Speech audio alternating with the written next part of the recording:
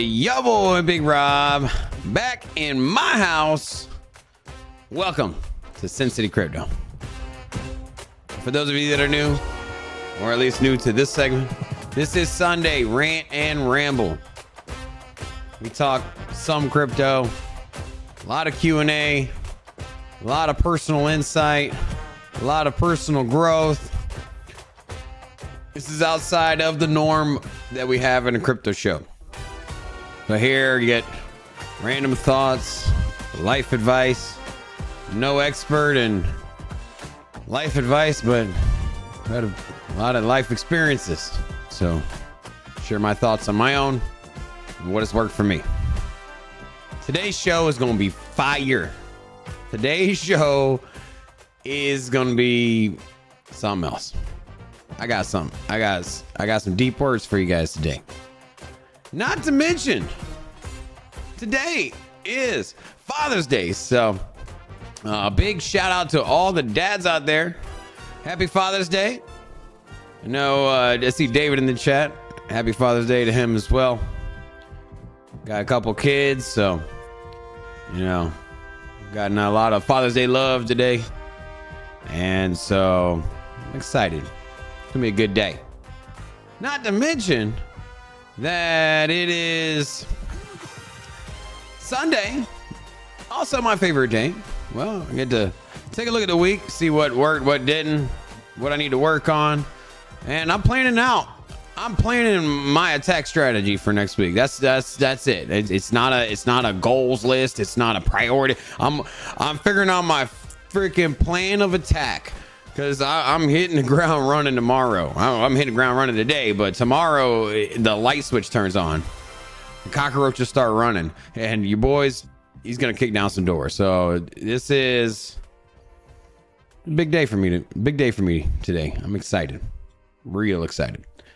And real quick, though, before I get into it, do want to give a little shout out to the chat here. If you're new, say hello so I can drop an hola back at you. If you're not new, not new, I don't give a damn. Whoever the hell you are, say hola, put a hola in the chat. I want to get this thing rolling. I want to try to get this thing over to 200 viewers. Can we get over to 200 viewers today?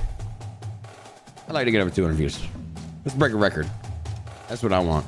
How do we break records? Well, you drop a hola first of all. Second, you hit the like button. Yeah, I was thinking. What was I missing? Yeah, the like button. Less than 50% likes. Let's go. Let's get this thing going. All I want for Father's Day is a like button. All right. So we got Talladega, Sandeep, Knox, Destroyer, Crypto Brad, Talladega, Servando, Wise Tree, Crypto 420, Gianluca, Marcus, True Ducal, Barry, Indie Rock, Dixie Flatline, Crit Cat, Stroked, Aru, Chili Rainbow, Must Alpha as well. Golden Shine 58. What else we got? Who else is in here? King Christopher Paul 477. Sandeep Man Madinas. So to all of you, hola! Welcome to Sin City Crypto. All right, so I need to take a look at Bitcoin, right? I'm going to talk a little bit of crypto today. So also, by the way, guys, if you got something you want to say, this is more Q&A. This is more conversation. This is more of my thoughts. You got some thoughts on a crypto project, something you want me to take a look at, something you're excited about, something in the industry that's kind of spooking you, whatever it is. Put it in the chat. We're going to have a conversation. I got no co-host. You are my co-host. So participate in the show. Say something. Put it in the chat. Type away. Even if it's something stupid. I don't care. Now, Bitcoin, $26,608. So I pulled up this chart here. The reason I pulled up this chart, this is I wanted to highlight this area here. And so since the last 10 weeks, right? So last 10 weeks on Bitcoin have been week after week. We've went further down, testing local lows. And so this will be the first week, as long as we don't have a pullback by the end of the night. This is shaping up to be the first week that is green in the last 10. So in the last 2.5 months, this is our first green week. Is the red days over? Now, I think we're underestimating the significance of the BlackRock news. I think that it was covered in the same way that a lot of the other news was covered. Hey, Ethereum has this happening. Polygon partnered with this company. Congress is threatening a 30% tax on miners. And so what we've seen over and over again is these big narratives are front and center for 3 or 4 days, maybe a week. You know, Binance.us, whatever it is, this exchange getting a Wells notice. And so we've gotten used to seeing a narrative or a story for 3 to 4 days, maybe a week at most, but usually 2 to 3 days. And then we move on to the next story. And not to say that any of these aren't important or significant, but the last big breaking story talking point was BlackRock, the largest investment house, basically. They are going to be providing crypto services through the means of an ETF on a traditional New York Stock Exchange. So what does all this mean? I'm sure everybody here is kind of already knows, but short and sweet, for if you're not familiar, you'll be able to buy and sell Bitcoin on the stock exchange. You don't get to custody it. The custody is done by BlackRock, an asset manager with over $10 trillion worth of assets under management. This Bitcoin ETF has repeatedly been shot down by the SEC, citing volatility, manipulation, and well, there's one company that the SEC kind of bows down to, right? And it's BlackRock. You know, they push a lot of narratives. They work with the government. They're a vehicle for policy change led by the government. The government wants to push green initiative. They want carbon and emissions to subdue. Hey, you want money from BlackRock, you need to follow an ESG compliance. So there is a history of BlackRock working in the interest of the government. And so for me, it wouldn't make much sense for BlackRock to have a business venture, idea, direction, a goal, map, whatever you want to call it. I find it hard to believe that BlackRock, who has so much support from the U.S. government, has helped the U.S. government and bank bailouts and also has spread the word of the government through ESG and their own narratives and keeping corporations abroad to fall in line. So what I'm getting at is a Bitcoin spot ETF is coming. And what does that mean? That means that anyone that trades on Wall Street can now hold Bitcoin. Not in their own wallet, but they can have a position in Bitcoin. They no longer need to worry if you're a company and you don't know anything about blockchain. Nobody needs to explain to you what a seed phrase is. Nobody needs to explain to you that not your keys, not your crypto, and don't keep it on an exchange. They can use the exact same platform they've used for everything else and operate your business doing so without the fear of getting sued by the SEC. And so if a company has a treasury, which most companies do, especially all of the large ones, and you keep your treasury assets, usually in something that generates passive income. A lot of times that is gold, treasury bonds, and even index funds. And these are all pretty much bought through stocks, right? Not the treasury bonds, but the index funds, the gold, other commodities, precious metals. Those are purchased through the New York Stock Exchange. And now you can buy Bitcoin and hold it there. And so as it's $44 trillion in the S&P 500. So that's top 500 companies valued over $44 trillion. How much of that valuation is stored in treasury assets? And how much of that is capital that the company has to invest in other companies and themselves? And basically, everybody has a savings account. Same way that you have a savings account, I used to have a savings account. Now I have a crypto account, which operates as my savings account. And now that every company has that, and now every company has an option to hold some Bitcoin. And so I'm sure at first it'll start as a slow percentage.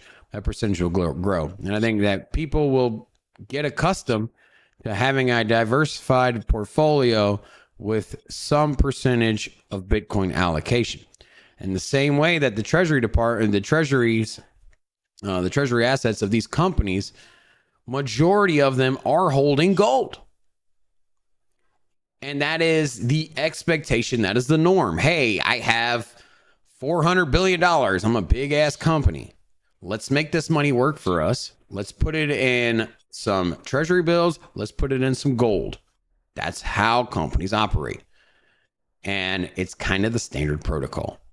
And in the same way that the standard protocol for Bitcoin, or the standard thinking or pattern of thinking for Bitcoin, has evolved from it being a scam to something that is a store of value to, I think most intelligent people out here will say, even if you have no exposure to Bitcoin, yeah, it's here to stay. Like nobody, that narrative that is going to go away is very, very few and far between. There are a couple dumbasses out there that think that, but let's be real.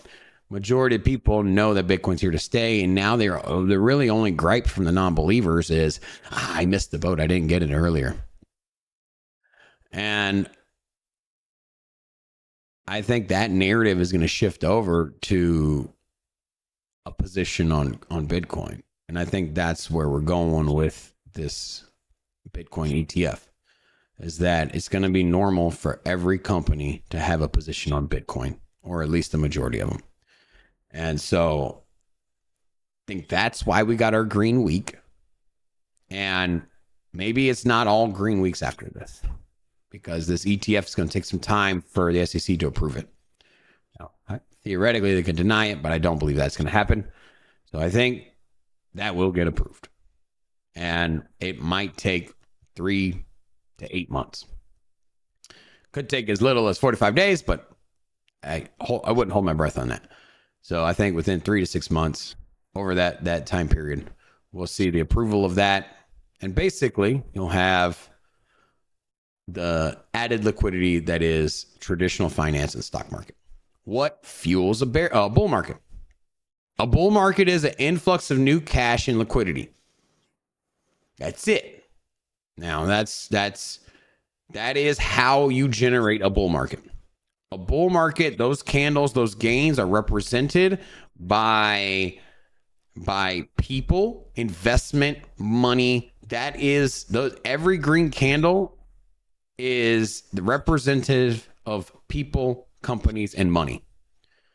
And if you want to have a green candle, if you want to break new all-time highs and create a new green candle in a place that has never been there, if you want a green candle to go past $70,000 on Bitcoin, that needs new money that has never been here before. And so liquidity is how much money is in the pool, right? And liquidity is how much money is in the pool. So you need more liquidity, you need more on-ramps. And the reason we saw the 10-week pull down was because the liquidity was drying up. The U.S. market was closing down on ramps for exchanges.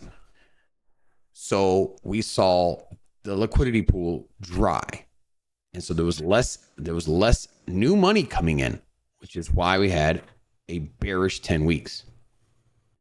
Now we have the promise of a bull market, we have a promise of new money coming in through the stock market, which represents more liquidity, new buyers, new money. And these new buyers and new money come from the backbone of the world's largest economy, the United States. Where is most of the money tied up in the United States? In the government and in the stock market. And now the stock market is playing with Bitcoin. I'm excited, man. I'm excited. All right, so let's get a little bit of if you're also new here, we do play a little bit of music here. And so try to have a little fun vibes here. I'm going to check in with the chat and then kind of head back into some of my thoughts. So I also have some chat here as well, so I could throw you guys up. We have Talladega says, can you take a look at Polkadot? I think Polkadot's kind of in the same trend that the overall markets are. You had the big run up here, the double top from 2021, and the bear market to follow. I would just say this, like, whatever altcoins you're into, just DCA in now. Don't go all in on one. If you like Polkadot, the fundamentals appeal to you, get in there, DCA. And all these projects kind of fall into they fall into like little groupings. So for me, when I invest, I got Bitcoin, tier A, tier B, and I don't mean like anything less than tier A is bad. I'm just saying I just like to group everything. So tier A, tier B, then tier C for me is maybe the rest of the top 10. So you got Solana, Cardano, XRP. And then I would probably put Doge and SHIB in tier D, and Polygon, Polkadot, Avalanche. So you see, it's all about kind of where they fall on the numbers, right? And so for me, I want to have exposure to each group. So I want to have exposure to tier A and tier B. I want both exposure to Bitcoin and Ethereum. I don't know what your portfolio breakdown is, but for me, I'd probably say I'm about 20% Bitcoin, about 30% Ethereum. And then I move down into tier C. Now, tier C, I don't need to have exposure to every asset in tier C. I like Cardano particularly over Solana, over XRP. I think this has the most legs. That's my own personal thesis. We can all have our own. You can make an argument that Solana outperformed Cardano, which it did. Might do it again. It's further down the market cap. Has more room to run. XRP, lawsuit, this thing settles, moonshot. So, whatever narrative, whatever you like out of the tier C. And then you go into Polygon, Polkadot, Avalanche, Cosmos, Chainlink. These are all Stellar. These are all for me tier D. And so here, it's like to have some exposure to this ecosystem. Whatever thesis you prefer out of these different projects, what appeals to you the most, and have some exposure there. And as I go down the list, so my tier A and tier B compose most of my portfolio, and then tier C composes a lesser amount than A and B, but more than D, and then you just keep going down. And then that's how I break down my investment portfolio. And I don't look at it like, oh, hey, I got Bitcoin and here's the rest. Break it down into groups. You're going to get your biggest gains from your small caps. You're going to get your safest gains, the ones Bitcoin ain't going anywhere, from the other ones. So anyways, that's my thoughts there. And then what else we got? Rue says they sold our data, Coinbase. So I know there has been some articles of Coinbase sharing data, but I don't know. Here's the thing. I got my KYC on there. It is what it is, man. Yeah, no thoughts on that. And then we got, hey Rob. So Rudy G says, can you take a shot with me in Vegas event with George in July? Yeah, of course. We're going to start promoting that next week. And so I'll just kind of tell you, if you guys want to come out to Vegas, hang out with Sin City Crypto and Crypto George from Cryptos R Us, we're hosting a joint event. I say joint event because we're both going to be there, but I'll be honest with you, this is being funded and mostly set up by George. Now, we live in Vegas, so we're helping out where we can. But George is a little bit more established and can kind of has the experience to set these up. So I'd like to say it's more of a George's event, but hey, we'll be there co-hosting that as well. Very excited. It's gonna be at the Mandalay Bay, at the rooftop at the Foundation Room as well. So really gorgeous event. I encourage all of you to come out. We're gonna start having website links next week. Probably do some giveaways as well in the future. And so we encourage all of you to, if you have availability to come out to Las Vegas, July 29th, we encourage you to come hang out with us. And yes, Rudy, I will take a shot with you. All right. And then Wendy O thinks this is bad. LOL. I'll say this is probably not good for the ethos of crypto, honestly. But if you thought that big finance wasn't going to play in the in crypto when it became big, like, delusional, right? This was always going to happen. This was always on the table. When crypto becomes a competition to fiat currency, the smartest people, the biggest financial institutions are not going to sit back and watch money leave and not try to take profits in that. They're not.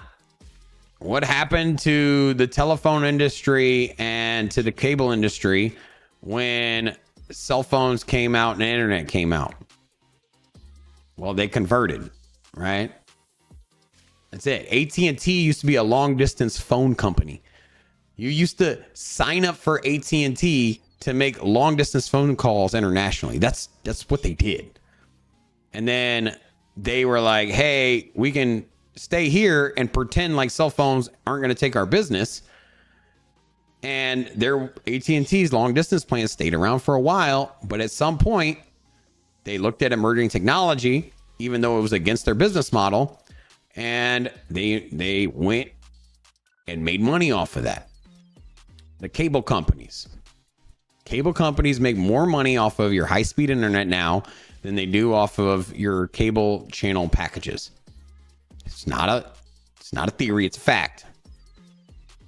They changed their business model.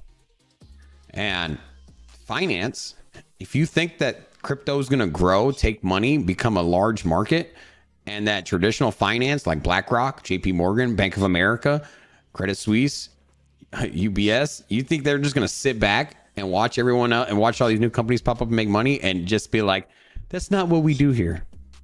Wrong. They were always going to play in this game. Always. They were always going to be here. Just now we're big enough to get their attention. What else we got? Medina says, is it an ETF or trust? There's a trust set up that custodies the crypto, the Bitcoin. There's a trust formed to operate the ETF. It is an ETF. They are filing an ETF. However, it isn't. The trust that was set up is to custody and operate the inner workings that is this ETF, right? And so it's both. It's a trust and an ETF, but it's nothing to do with the Grayscale trust, nothing like that. This is going to be an ETF. I'll leave it at that. Remington says it's a trust. Technically it is, but it is going to trade and it's going to operate like an ETF. All right. And then we got some Ola's here. So make sure you guys drop an Ola as well. And then what else we got? We got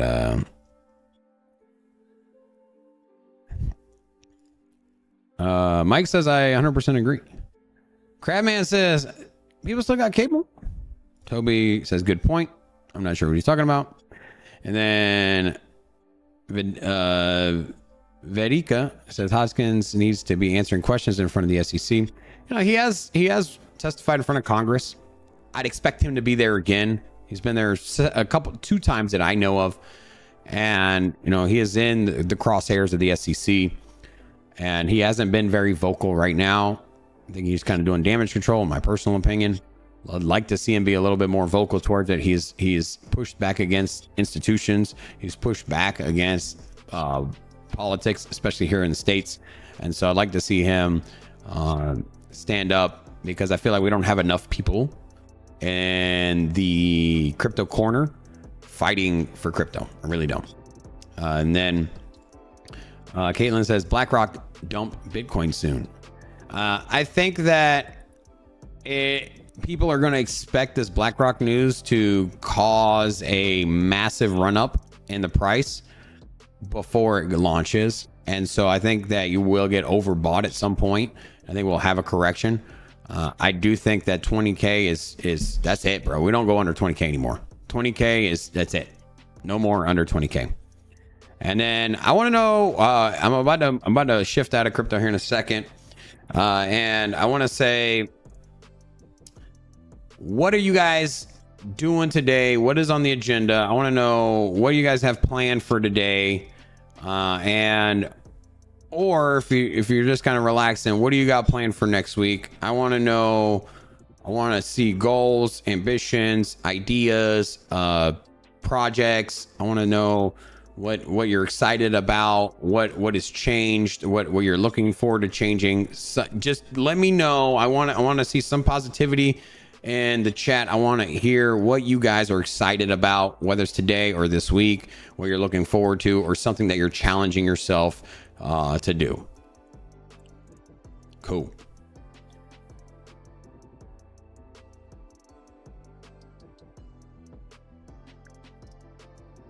You said A and B tokens. So Sean says when you're talking about tier A and tier B, tier A is Bitcoin, tier B is ETH. Simple as that. Everything else is tier C, D, E, F. For me, I would put Quant in a similar market cap. I don't care about the fundamentals. If your fundamentals are monster, then I'll put you at the top of that group. And my grouping is strictly on market cap.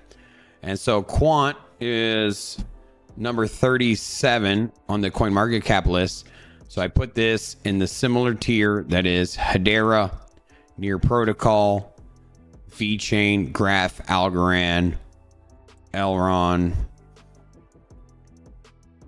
Stacks, in that same group. And if you're super bullish on the graph, or if you're bullish on Quant, I would just, if you're just like, wow, why is that not in another category? Then just put it at the very top of that tier. That should be the one that you go all in on in that tier. Simple as that. All right. Ready to get into some deep thinking? All right. So if you're new here as well, I like to expand our conversation outside of tokens and projects, because I feel like a lot of the people that are here watching, a lot of people that are in crypto, a lot of people that were intrigued by crypto and first bought crypto, were not satisfied with where they were financially, right? I'm not saying this partakes to everybody. There's a lot of smart money out there that is in a very good situation. There is a lot of whales and a lot of rich people that identify the potential of crypto. However, I know that I would say 95% of people out there got into crypto because they want to make more money, or they are looking at themselves financially, or they want to invest in the future. and they're looking outside of the normal box to generate wealth or to make more money or live more comfortably. And none of us, right? I think none of us really want to work a 9 to 5 job in a miserable environment at a place that we don't enjoy to make ends meet. And so on these Sunday rant and rambles, I like to discuss how to bring up our net worth and how to generate more income.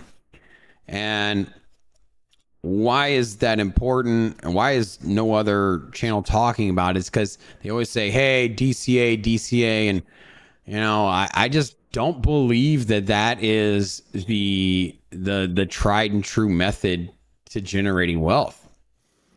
If you're living below your means, if you make 60 grand a year, 80 grand a year, 100 grand a year, whatever it is, and you're struggling to get by with your bills, and let's just say you do get by, or say you live moderately comfortable and you got a decent car and a decent house, but you just don't have a lot of extra money to invest. I'm pretty sure all of us here would like to have $1,000 a week to put into crypto, right? DCA into crypto, $1,000 a week. That'd be pretty good, right? And I know other people's money is subjective.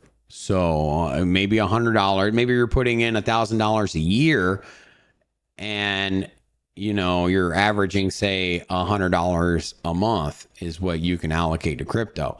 Let's try to double that. Let's try to quadruple that. And the same thing can be said if you're making $1,000 and you're putting $1,000 a month. Then let's double that. Let's triple that. Let's quadruple that. But you can't do that if you don't have the extra income, right?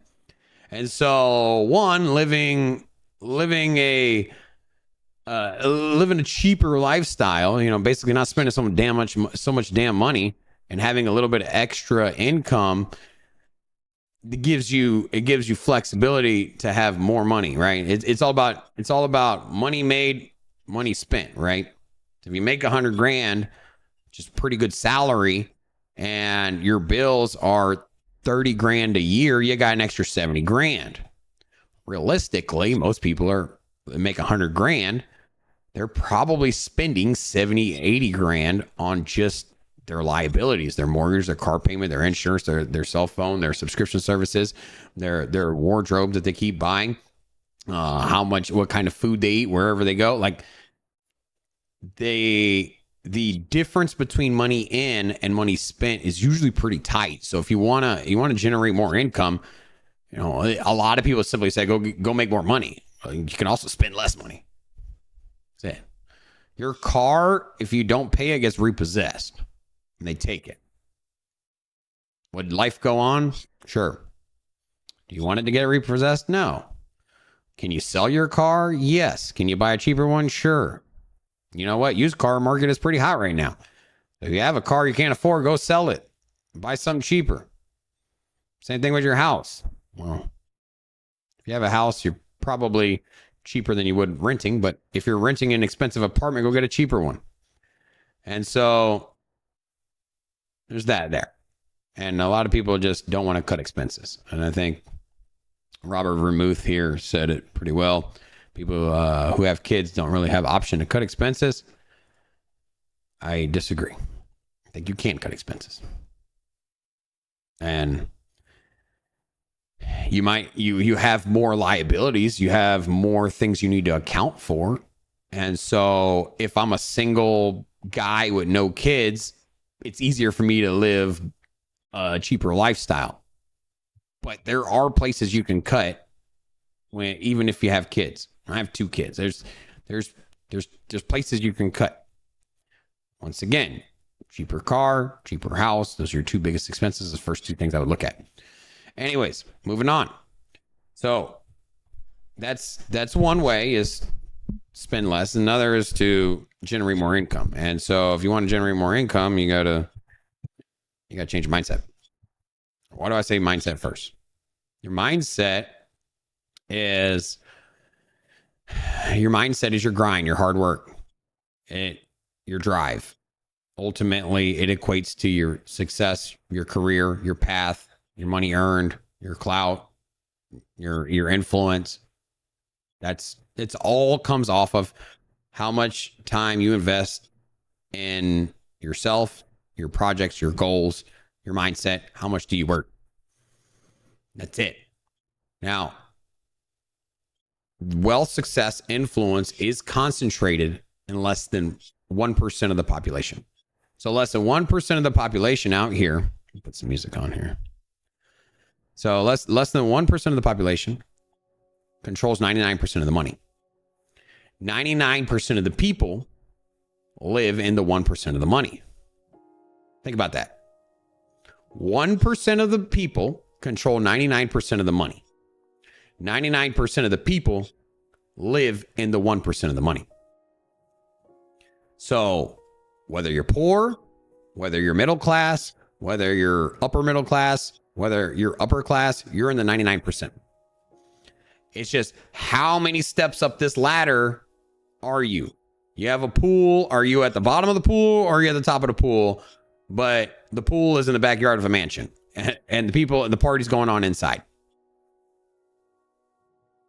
So if you're middle class and you feel like you're having success, but you're going to work, you're making 100K, you're working a job, your wife's working a job, you're working 2 jobs, right? Your household is bringing in 2 incomes and you're still struggling to get by and you're staying afloat and you got the house, you got the car and you're telling yourself like, yeah, I did it. American dream. I got the house, the car, the girl, but on the inside, you're dreading going to work. You hate your boss. You look at Monday, you're like, I don't want to be here. You're complaining all fucking day.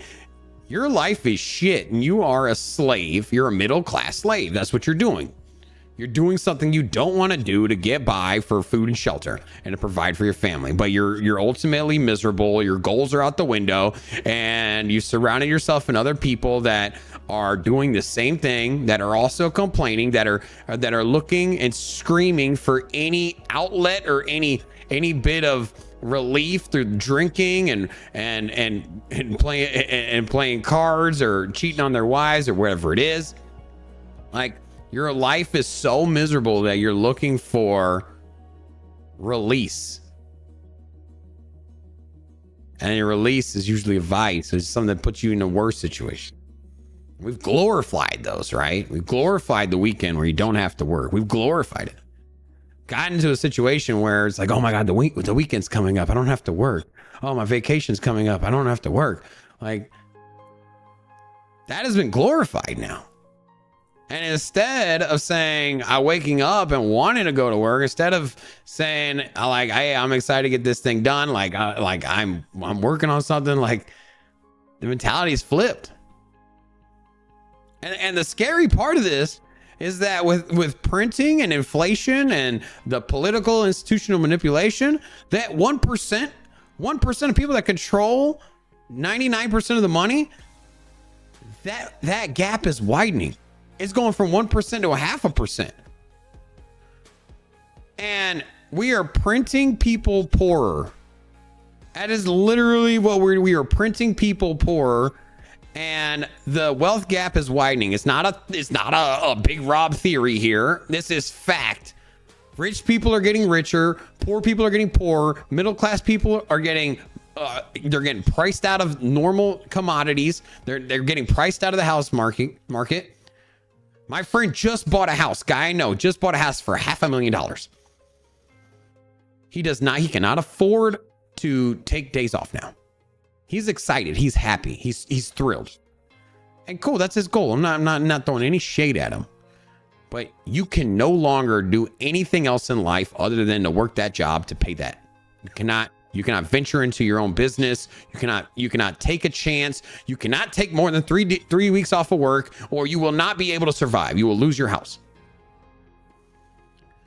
And he didn't buy that house because he felt rich. He bought that house because that's all that there is on the market in Las Vegas. So the wealth gap is spreading. Like, you're getting priced out. You are getting poorer and the rich people are getting richer. Now, do you want to be in the 90% group? Do you want to be in 99? Or do you want to be in the 1 percentile? Do you want to live stress-free from not having enough income? All right, I take that back. Nothing stress-free. But do you want to not worry about your finances? Stop being okay with climbing up one step up on the ladder that is middle class.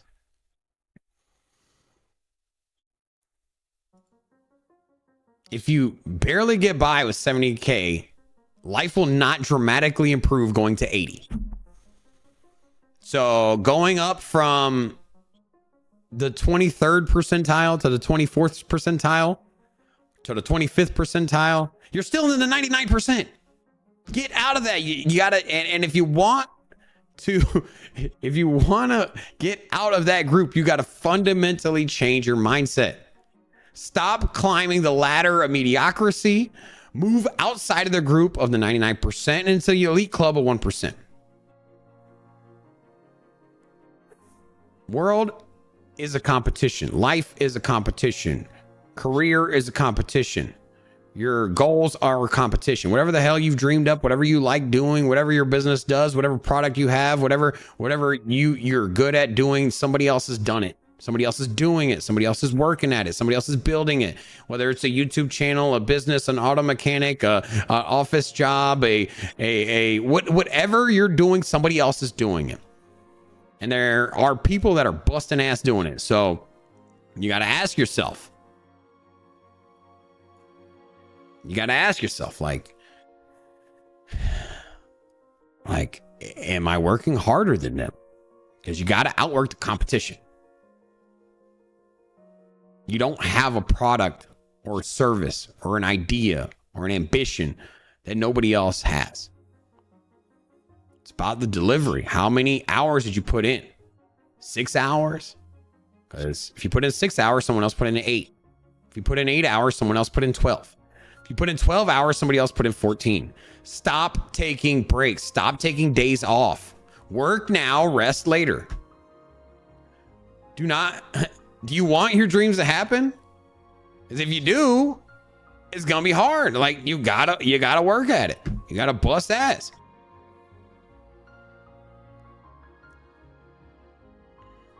Everybody talks, or majority of the people, the 99%ers, they share the same idea. They want things to be easy. They want to generate passive income. They want to make a lot of money without an extra work. They don't want to work extra hours. They don't want to take the second job. They don't want to be inconvenienced. They don't want to be uncomfortable.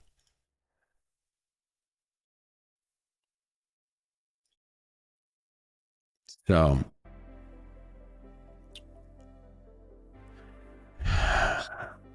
are you at the height of your success right now? That's what you gotta ask yourself. Am I exactly where I want to be? Did I achieve my goals? Have I achieved my success? Did I take my career to where I wanted it to be? Am I like proud of who I am? Like, is this the pinnacle of my career? And if you're a waiter, were you put on this earth to be a waiter? If you're a mechanic, were you put on the earth to be a mechanic? If you're a plumber, were you put on this earth to be a plumber? Because if I was a plumber and I was put on this earth to be a plumber, I'm pretty sure I don't want to be I want to have a company, have people that work for me, have a plumbing company, have operating a business. Maybe I put my time in, whatever it is. Like, are you at the pinnacle of your position right now? Are you at the top of your game? Are you ultimately satisfied and fulfilled with what you do day in and day out?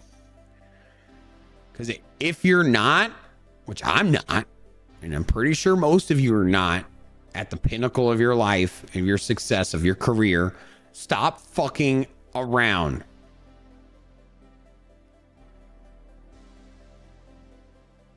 You're falling behind. You're losing time in the game. People are outworking you. People are building right now. Right now, you might be hanging out in the backyard, just chilling, whatever. I take no holidays. I take no days off. I don't care. I'm building. I'm working. I'm grinding every day because I'm afraid that there is 5, 6, 10, 100, 5,000 people all with the same objective that I have that are putting in the time that I'm not. I'm in YouTube, man. This is one of the most desired professions out there. Millions of kids, millions of people that want to do this job and that have a camera and that are doing it. And I need to outcompete all of them. You need to have a better product. You need to put in more hours. You need to have more dedication. You need to bring in a better team. You need to surround myself with people that share my same vision. Like I have to outperform them. And are you outperforming the competition, the people that are doing the same thing that you're doing?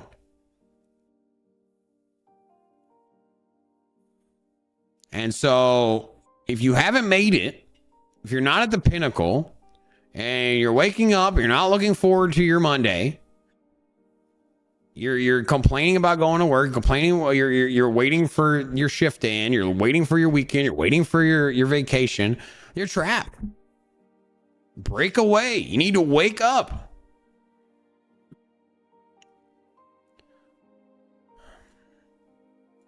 And then you need to change your mindset.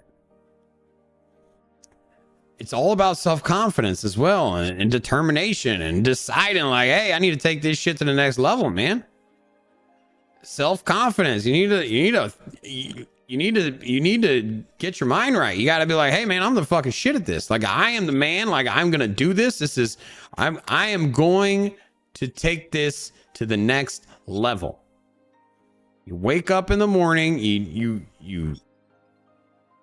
set your mind, you get excited, because if you wake up with that, I'm tired, I don't want to go to work, I have to take the kids to soccer practice, you're done. Your day is already toast. You're done. You are done. But if you wake up with excitement and confidence, you're ready to like get after it. Instead of waking up, oh, I'm tired. You wake up Monday morning. I'm like, yeah, I'm taking this shit to the next level. Going to work. I'm going to bust ass. I'm going to break some records. If I hate my job, I'm going to look for another one. If you're taking your kids to soccer practice, instead of saying, I have to take my kids to soccer practice, I'm taking my kids to soccer practice. I'm teaching them how to be competitive. I'm instilling my values. Let's take my kids' competition the same way I'm taking my competition to the next level. Let's take their competition to the next level. That's what they're doing. They're on the field. They're competing. Teach them. Start right there. Teach your kids. Teach yourself. Get your mindset. Set high goals. Goals are meant to be hard.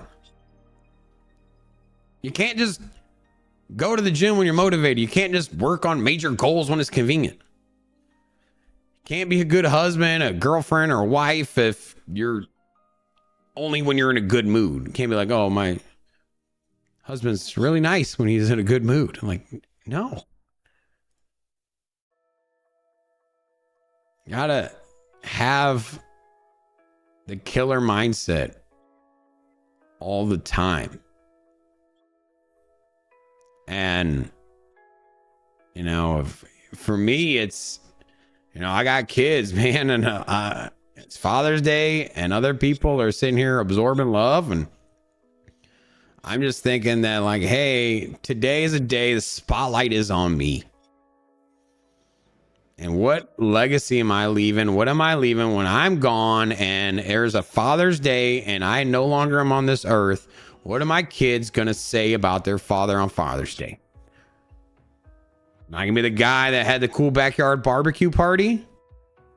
Or am I going to be the guy, am I going to be the dad that taught some real shit? And I taught like my kids by example, by my own drive. They see with their own eyes. They see like, damn, the dude was crazy, man. He was fucking crazy. Like, he worked hard. He talked shit. He didn't take days off. Like, he could have spent more time with us, but man, that dude was driven.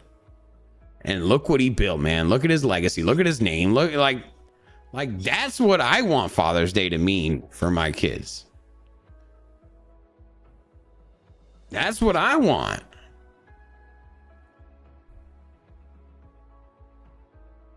And these things just don't come easy. Like I mean, take anything away is that you got to put yourself in an uncomfortable situation, got to put yourself in massively difficult trajectory. Because if your path is easy, you're going to have an easy life. You're going to take easy jobs that don't pay a lot of money or that are not fulfilling. It's easy to sit on the couch and watch TV. It's easy to go and work a simple job that doesn't pay much. But it is hard to be disciplined. It is hard to get after it, man.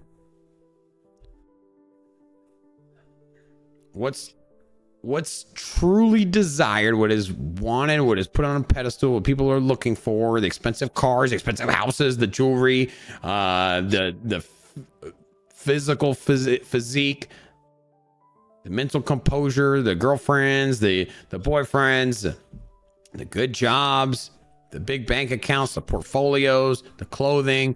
Those things are hard to come by. They are hard. They are hard to achieve. They're hard to find.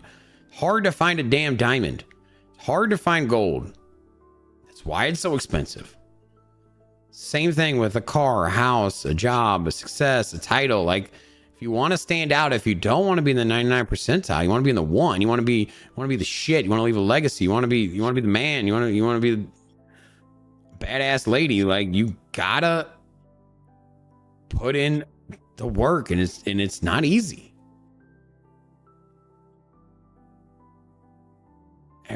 Life is hard. Marriage is hard. A good career is hard. A business is hard. Family is hard. All of it is hard. But those are the things that are worth the most. And the most desired family, the best wife and the best husband or the best job or the best career or the best college, the best education. Those are hard to get, and you have to fucking grind at it. You got to put a lot of work in it.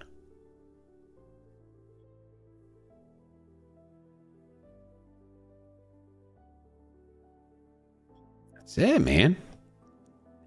Or you can take the easy route. You can work as little as possible. You can do your 8 hours. You can get your early out. You can take your extra days off. You can barely get by to pay your bills. You can watch lots of TVs. You can go watch the movie, go to the movie theaters. You can play your video games. You can hang out with losers that glorify laziness. You can hang out with your friends that are looking forward to drinking all night, playing video games, and sitting around the house the entire weekend.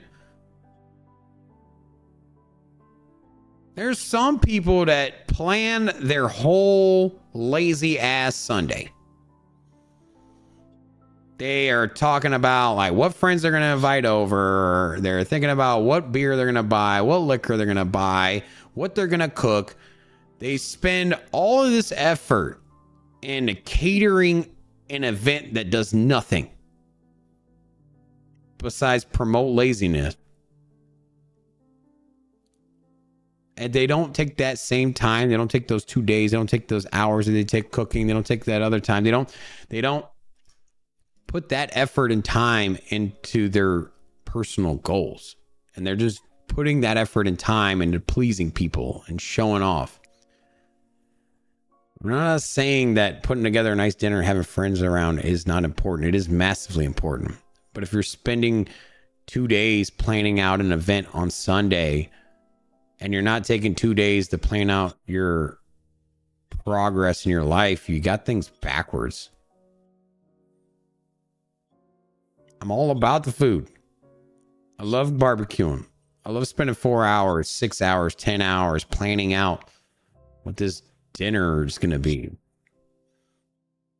You better believe I do that same planning when I'm getting ready for my next week. When I'm putting together my attack plan for Monday.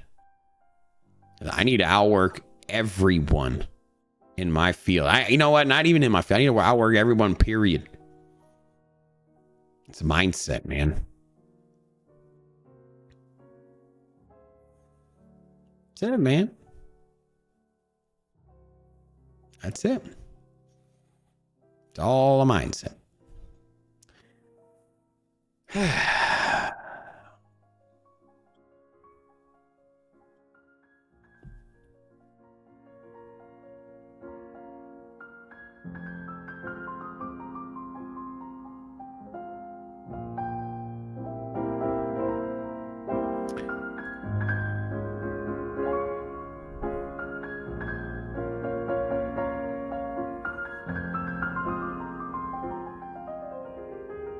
Your health, man. What you eat, your body, your physical. The other part. Can't build a skyscraper without a foundation. Mind, body, soul.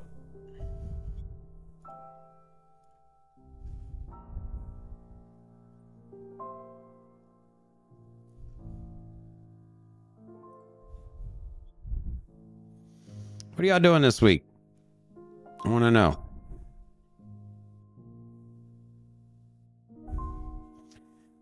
I want to know. It's Father's Day. Happy Father's Day to all of you that are fathers, of course.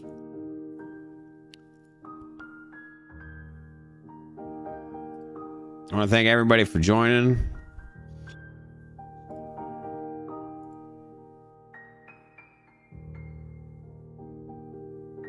Yeah.